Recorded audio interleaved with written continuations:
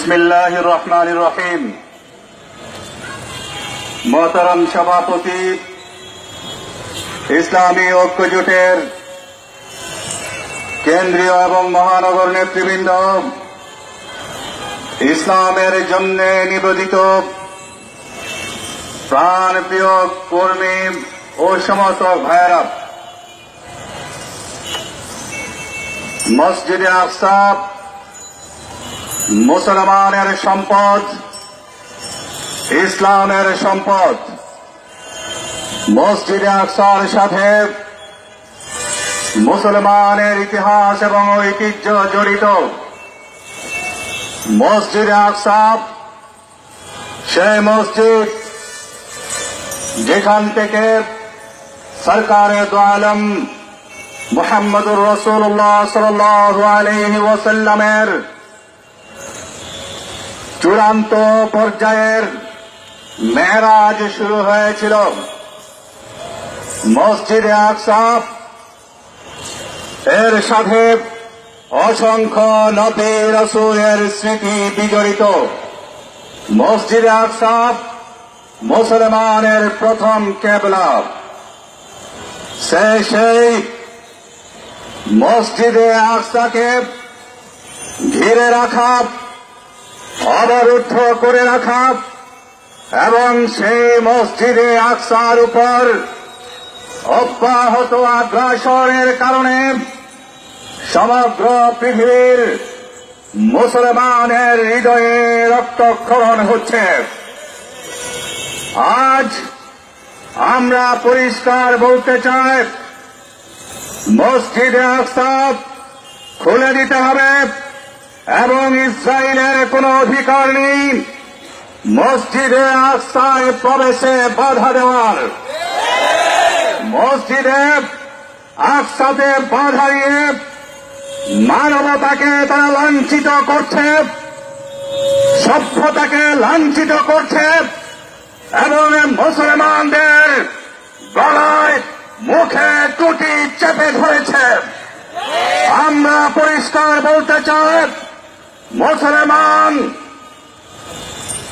ধৈর্য ধারণ করতে পারে, কিন্তু ধৈর্যের একটি সীমানা আছে।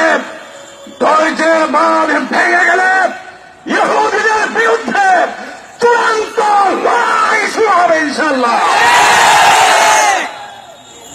মুসলমান কোন রাজার রক্ত চক্ষুকে ভয় করে না।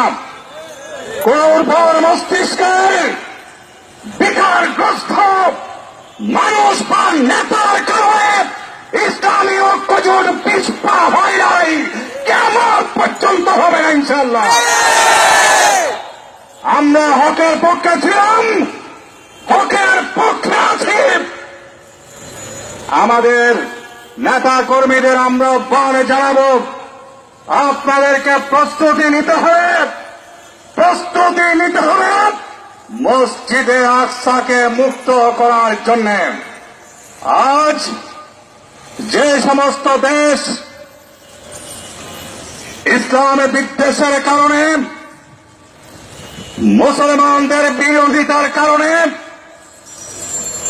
ইসরায়েলের পক্ষে আওয়াজ তুলেছেন, আপনাদেরকে সমগ্র পৃথিবীর 160 কোটি মুসলমানের আবেগ অনুভূতিকে সম্মান জানাতে হবে। মুসলিম বিশ্বের নেতাদের প্রতি আমরা আহ্বান জানাবো, আপনাদের নীরবতা, আপনাদের প্রশ্নবিদ্ধ নীরবতা সমগ্র পৃথিবীর মুসলমানকে বিস্মিত করছে। আরব লীগ, ওআইসি সহ সমগ্র মুসলিম বিশ্বের নেতৃবৃন্দকে মসজিদে আকসার পক্ষে, ফিলিস্তিনি জনগণের পক্ষে আওয়াজ তুলতে হবে।